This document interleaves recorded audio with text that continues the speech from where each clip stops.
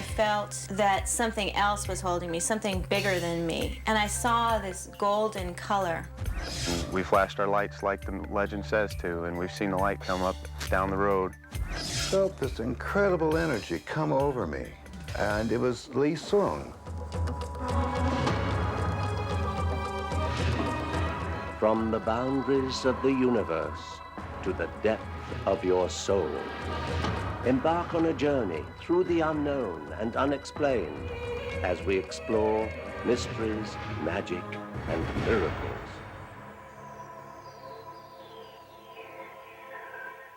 People have claimed possession by spirits since the time of the apostles. Are they acting alone, or are they guided by another presence? Let's see if we can find some explanations. Throughout history, angels have been an integral part of many different religions. Artists have portrayed the heavenly beings as caring spirits, messengers of God, and protectors of humankind. Today, more and more people are becoming aware of the angelic presence in their lives. One person who sensed an angel presence in her life and responded to it is Bridget Fonger, who opened an angel store in Pasadena. I believe that throughout my life I've had angel experiences. Now looking back, and I think that all of us have, it's just a matter of being aware of what that is. Some people call it synchronicity, some people call it a religious experience, some people call it, you know, this weird thing happened to me, or some people call it ghosts or spirits or talking with the other side. And do you think people really believe in angels? Children believe in angels. And most of the time, people never really lose that belief. It gets covered up or they forget. But now, angels are coming back into mainstream and socially acceptable thinking. We interviewed Karen Goldman, who has written books on angels. When angels came to me as a topic, it started just by exploring what an angel is from within. I started getting answers about how everything connects. And, you know, angels as a symbol, everything we know about angels is that they can appear on earth. They're also from heaven. They're with people when they die. They transcend all the worlds. They're messengers between the light and the dark. And this woman named Joanne. Karen told us a story about a woman named Joanne, who was a foster parent for young children and babies. She said that from a sound sleep, a bright light woke her up, and she heard a voice say, "Joanne, get up and sit at the foot of the bed." So it woke her up. She immediately picked up the baby, got up, and sat at the foot of the bed. And as soon as she got to the foot of the bed and sat down, there was a tremendous earthquake, and glass from a great big window that was beside the bed shattered and fell all over the bed and would have cut herself and the baby. We visited Bridget Fonger's angel store to see what sort of angels we could find there. You really do have every kind of angel here. I try. Why did you open the store? I had a series of sort of angelic experiences, and the first of which was my little friend died last year when he was 2.5. His name was Gavin Murray, and he was like a living angel. And when he was alive, I made a lot of angel paintings for him. He died of cancer. He was a big inspiration for the store, and I have felt his presence a lot. Bridget, I've never seen a pair of angel wings this big. Where'd you get these? These wings are the result of one of the hundreds of synchronistic events that went to the opening of this store. I was shopping one day and I saw this man across the room, and he had these rare Indian beads on, and at one point he looked over, and I took that as an invitation to ask him about these beads because they're very rare, special beads. And I said, "Did you get those in India?" And he said, "Yeah. Have you been to India?" And I said, "Yeah, several times." And he said, "Were you there in 1989? And I said, "Yes." And he said, "I remember you." And we had been at the same ashram in 1989, and he remembered me. I didn't remember him. But anyway, we started talking. At the end of our conversation, I handed him my card, the Angel Store, and he said, "The Angel Store, I was just on the phone about my angel wings." And I said, "You're what?" And he said, because I'd been looking for angel wings for the store, and he said, "Yeah, let's put them in your store." I made these wings for Sharon Stone for the cover of Premier magazine. They're really beautiful. I'm sure you'll love them, and everybody loves them. I had... Bridget told us about a time when her back had locked and she arranged for a professional massage to ease the pain. My back was locked. She came to my house and she did shiatsu, and it was an amazing experience. And as the massage was going on, my back was unlocking. And I was working on Bridget, and as I was on the side of her body, I began to kind of see in my mind's eye this feminine presence. It was an amazing massage, and I felt that I was healing as it was going on, but I was thinking, God, is all of this pain gonna go away? Because it seemed like a lot that she was gonna have to do. I just let it be there for a while, and I wasn't going to say anything about it. I was just going to move along and continue my healing work on her body. But it stayed with me for quite a while. She was holding me in a way, and I felt that something else was holding me, something bigger than me. And I saw this golden color. This glowing kind of hair, golden. It looked like hair, but maybe it wasn't hair. It just had that image because it was very long and it flowed outward. But the most extraordinary part of the massage was at the end. Laura was sort of finishing up and had her hands on my head and neck area. And she pulled her hands away, and I felt her pull her hands away. And then I felt another pair of hands come into the same place where her hands had just been, and they weren't her hands.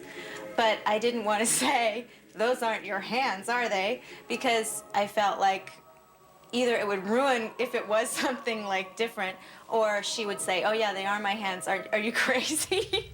I let it be there for a while because I didn't want to. I wasn't going to say anything to Bridget and disturb her, and I didn't really know how open she'd be to anything like that going on. I wasn't even sure how open I was at that moment. And I saw that same golden light that I had seen, and then I saw this like deep, bright pink and deep, bright blue, and it was like there was like an enormous woman standing above me. And then it started to retract. It started to pull back up and through me. It changes the way you see everything. You see the magic in all things, and life isn't ordinary, and that no matter how solid or how real the world can get on the freeways or any of these things, you begin to see that there's truly magic behind every door, behind everything.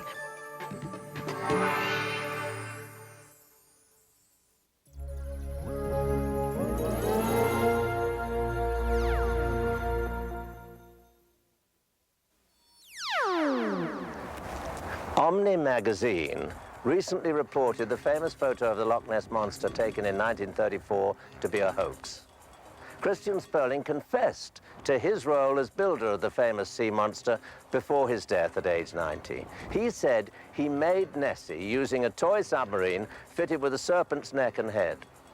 Sperling got the idea from his stepfather, a filmmaker hired by a newspaper to find the Loch Ness Monster in 1933. A family friend, an eminent London physician, took the photograph. Since the conspirators are no longer living, there's no way to verify the story, leaving just enough doubt for people to go on believing. A shimmering light in the cornfield of a small Indiana farm has caused a stir among residents for decades. The players are a farmer, his son, and a murderer. The setting, a mysterious light that glows when beckoned. Documented home video footage sets the stage for this ghostly tale. Rensselaer, Indiana, a small farming community just 80 miles south of Chicago, known for its vast landscape and humble tranquility. It is also the site of one of the greatest unexplained mysteries of the century. Legend has it that Farmer Moody was chasing after his son's abductor in the darkness, guided solely by the light of his lantern from his tractor. After a gallant chase, the man escaped, leaving Moody's dead son behind. Out of despair, Moody hung himself. And he happened to hang himself right here on this particular tree. It's now a tree stump. 3 flicks of your car lights is said to summon the spirit of Moody and his bright lantern light. Witness Bob Lemire recalls his own experience.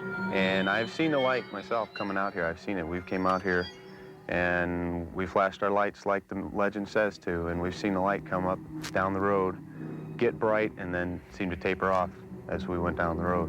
Lemire's startling home video footage documents his sightings. As he and his friend John approached the stump, they flicked their lights 3 times. Witnesses claim the light can even appear at will, as it did here. The 2 lights on the right are known objects, while the one on the left appears much closer. After a few minutes, they notice something strange. The light vanishes.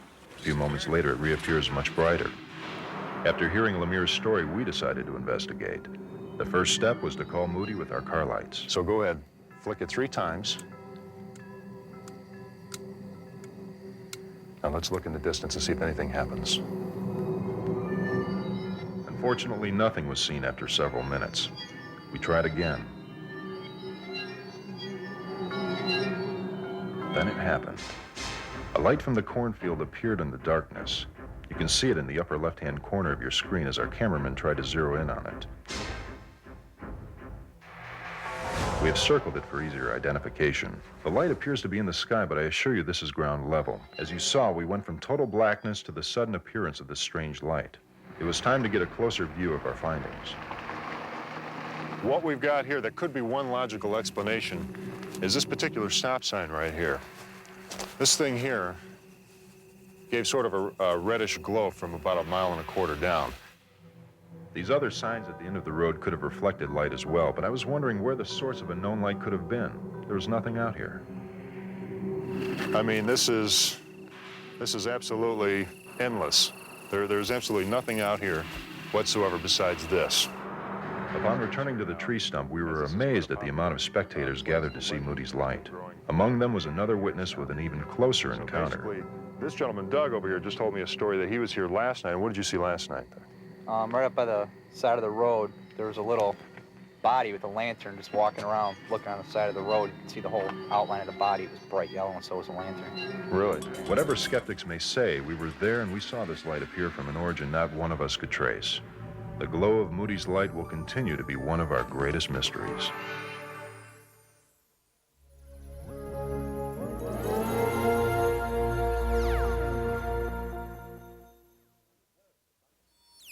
You've heard of the Bible, the Quran, and the Torah. But there is another book that claims to shed new light on the origins of the universe. In the Urantia book, Adam and Eve were not the first humans, and the earth was not initially ruled by God. In fact, 2 other humans, Andon and Fonta, appeared 60,000 years before Adam and Eve, but they were ruled by Satan.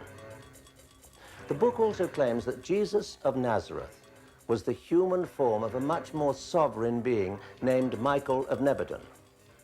It pinpoints the birth of Jesus on August the 27th, 7 BC, and the crucifixion on April the 7th, 30 AD, with the ascension 2 days later.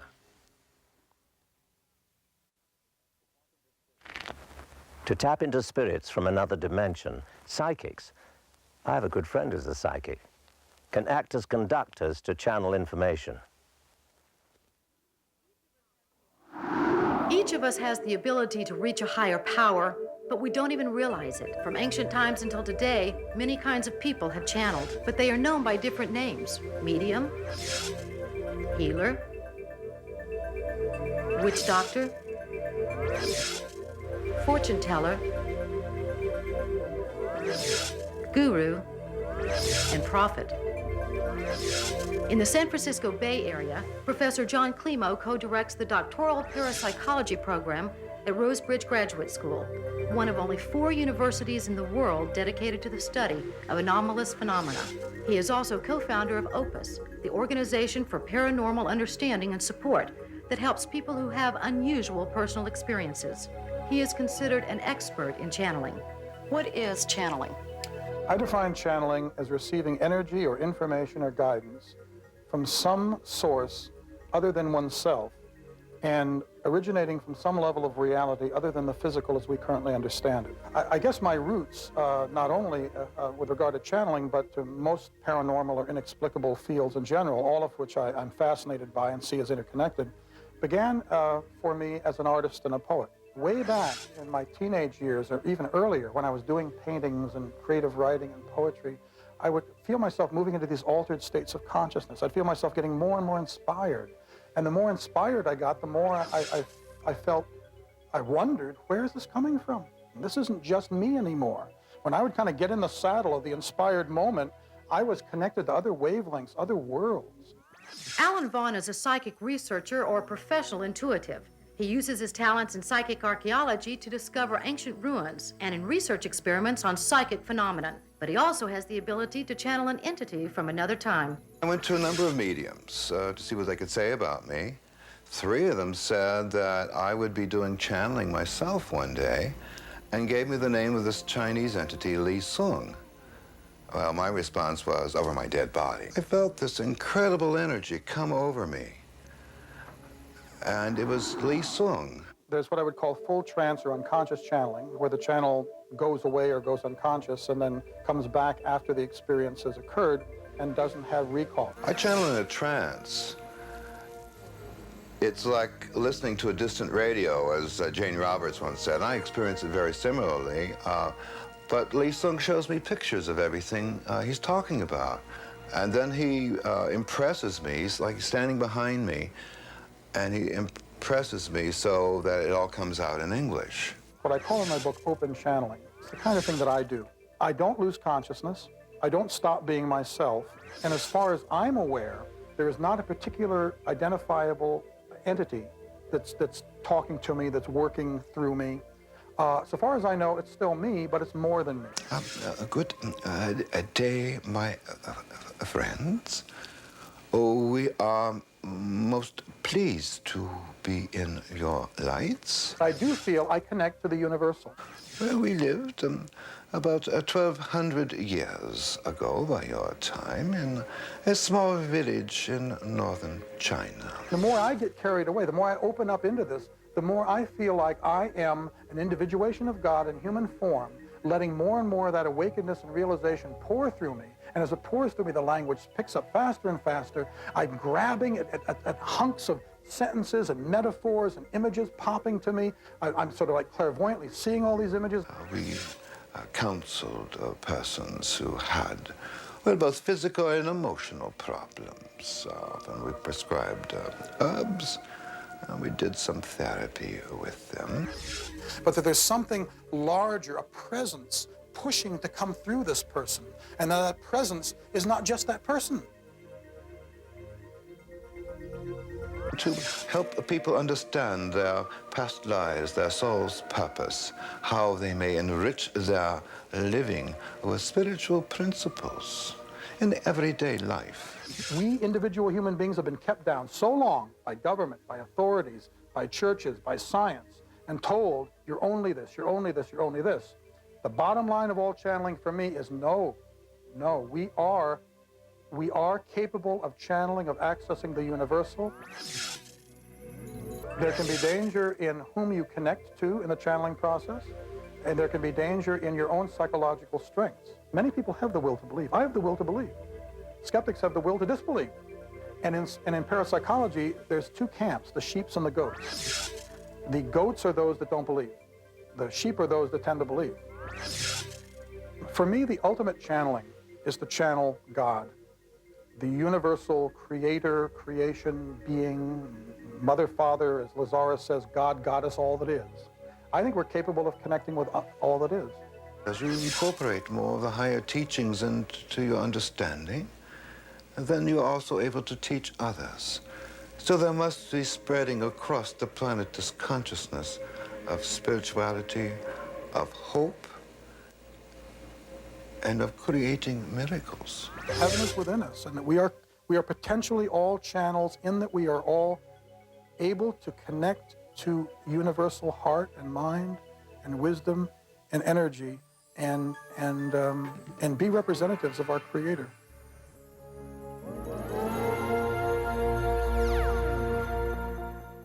He The next time you experience a strange occurrence or an unearthly presence, take comfort in knowing that you are not the only one. Mysteries happen every day, everywhere. I'm Patrick Macnee. Please join us next time for mysteries, magic, and miracles.